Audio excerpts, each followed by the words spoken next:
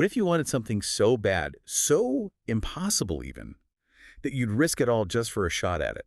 Hmm, that's a great question. I think we all know that feeling, that yearning for something just out of reach. Yeah, that's what we're looking at today on Iranian Things, episode 91. I'm Mars. And I'm Tennaz. With Iranian Things, we're going deep into the folklore and myths and all that good stuff that makes Iranian culture so rich. And today we're going to be talking about a creature, or should I say a mythical creature from the Khorasan region. Have you ever heard of the Torghe? I've heard the name, yeah. Well, she's this talking, singing bird. Talking and singing, now we're talking, but what makes her so special? It's her dream. She wants to kiss the sun. Kiss the sun.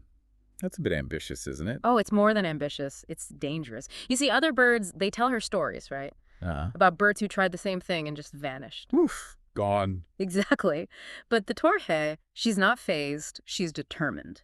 Wow, she must really want this. It makes you wonder what's behind this intense desire, right? Yeah, I mean, the sun represents a lot of things to a lot of people, right? Sure. Knowledge, enlightenment. Maybe even divinity. So maybe it's a metaphor. Oh, I see. Like she represents that deep human need to strive for something bigger than ourselves.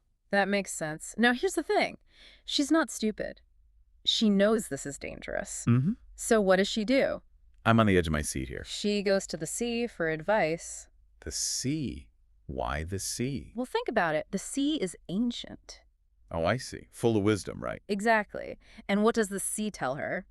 To reach the sun, you have to do one thing. Recite the 1001 names of God while you fly. 1001 names. Wow. Right. Not an easy task. Not at all. So she practices. She memorizes every single name, and then she takes off. I can picture it. Wings spread, soaring higher, the sun getting closer and closer. And her voice ringing out, reciting those names. You know, it's beautiful and terrifying at the same time. It's got to be intense. But if I remember correctly, this story doesn't have a happy ending. Sadly, no. She gets so close, recites 1,000 names perfectly, but just as she's about to reach the sun, she forgets. The last name just slips her mind. Well, she burns. The sun consumes her. Oh, that's so sad. Yeah. All that effort, all that yearning, and then poof. It really makes you think, huh? Definitely. Yeah. What's the lesson here? Maybe it's a warning about pride, or maybe it's about the limits of ambition, or even how fragile memory can be under pressure. What do you think? It's all those things.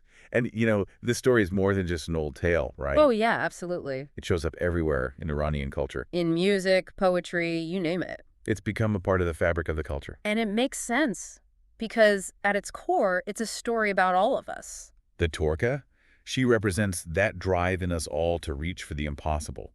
It's a reminder that even if we fail, the striving itself has meaning. It does. So what did you guys think of the Torghe? Let us know in the comments. Yeah, and if you want more deep dives into Iranian mythology and folklore, check out our episode on the Simurgh. We have a whole playlist dedicated to mythical creatures too. Don't miss out on that. And until next time, keep exploring. And keep that curiosity alive.